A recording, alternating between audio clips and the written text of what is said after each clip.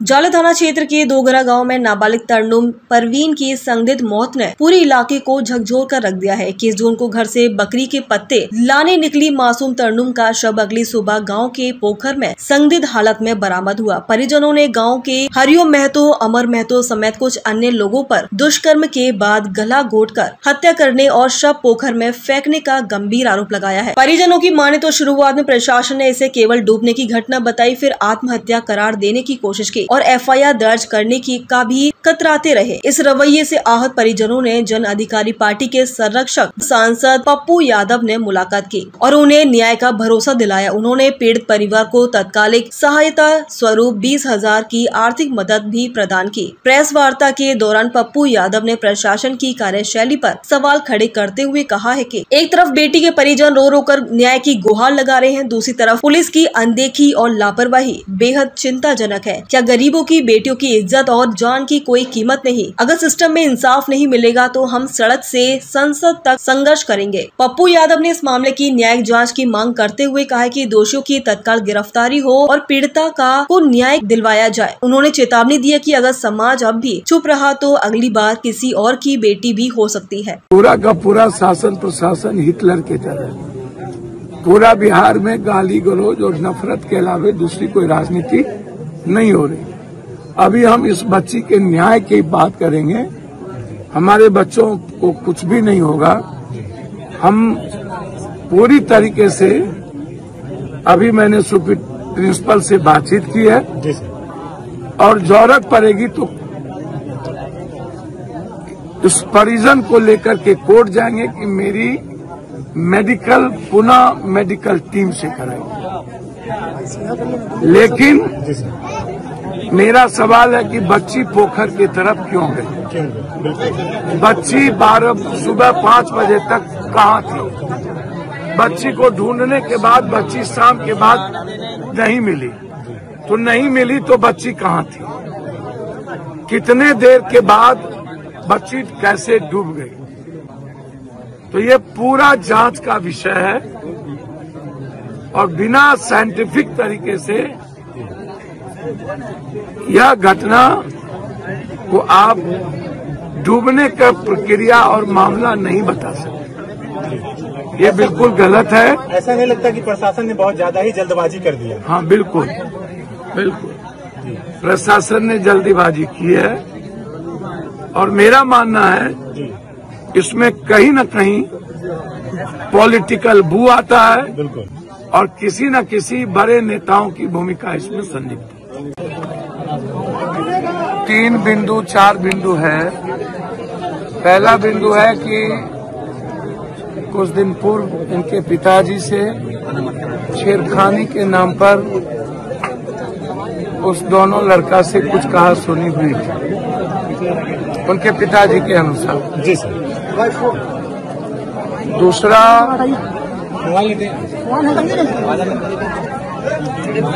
वो बच्ची एक दिन पहले से गायब थी। शाम में वो नहीं लौटी। जब वो शाम में नहीं लौटी तो उनके परिजन उन्हें ढूंढने लगे।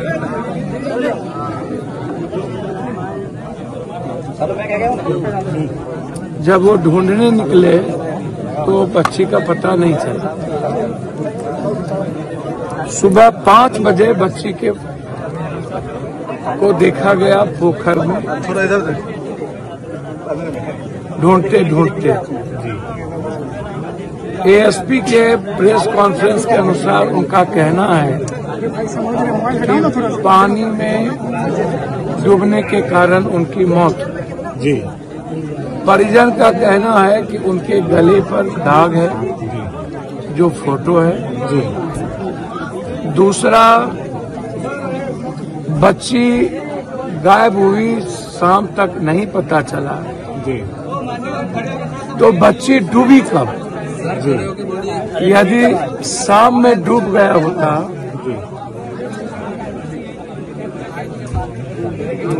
तो बच्ची का पता पहले ही चलता। क्या बच्ची 12 बजे रात के बाद डूबी? तो फिर 12 बजे पहले तक बच्ची कहाँ थी? जब परिजन शाम के बाद ढूंढ रहे थे तो वो बच्ची 12 बजे के पहले, रात के पहले तक कहाँ थी। और यदि बच्ची डूबती तो कितने देर पानी से हम पुल के ऊपर होते। बच्ची डूबती तो पेट में पानी होता, वो पानी पीती। इनका शंका है कि बच्ची को मारकर वहां फेंक दिया और 2 अमुक आदमी वहां थे जो पहले भी उनकी इस तरह के गलत हरकत रहे। मेरा इसमें मानना यह है कि निष्पक्ष जांच के लिए हमें सीसीटीवी फुटेज, मोबाइल लोकेशन, किस किस का मोबाइल उस वक्त उस इलाके में था और उस आधार पर साइंटिफिक और एसएफएल की रिपोर्ट पर पूरी जांच होनी चाहिए। जब ये मामला संवेदनशील था तो फिर इनको मजिस्ट्रेट के सामने पोस्टमार्टम करवाना चाहिए या मेडिकल बोर्ड बना करके इसका पोस्टमार्टम कराना चाहिए। आपने आनन फानन में आपने पोस्टमार्टम करा दी और बिना पोस्टमार्टम के पहले ही आपने शंका जाहिर की कि डूब के मरी। खैर सिलसिला होगा ऐसा भी कहा गया। वही मैं कह रहा हूं। तो ये परिस्थिति संदिग्ध का मामला है और मैं ऐसा चाहता हूं इसको पूरी की पूरी तरीके से जांच हर परिस्थिति में मैं चाहता हूं।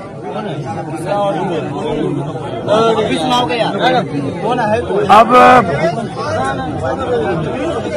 गांव के लोग इसमें निष्पक्ष जांच चाहते हैं। मैं चाहता हूं सरकार इसकी जांच एसआईटी टीम से कराए। लोगों का शंका है कि इसमें राजनीतिक हस्तक्षेप इसमें इन्वॉल्व हो गया। निष्पक्ष जांच नहीं हो पा रहा है। मैं इसके निष्पक्ष जांच की मांग करता हूं, एसआईटी की मांग करता हूं, एसएफएल की रिपोर्ट मैं चाहता हूं, साइंटिफिक तरीके से इसकी जांच चाहता हूं, सीसीटीवी फुटेज, मोबाइल लोकेशन और उस दोनों जिस पर एफआईआर किया गया उस दोनों के मोबाइल का पूरा कॉल डिटेल निकाला जाए और पुनः मेडिकल बोर्ड बैठा करके इसकी जांच।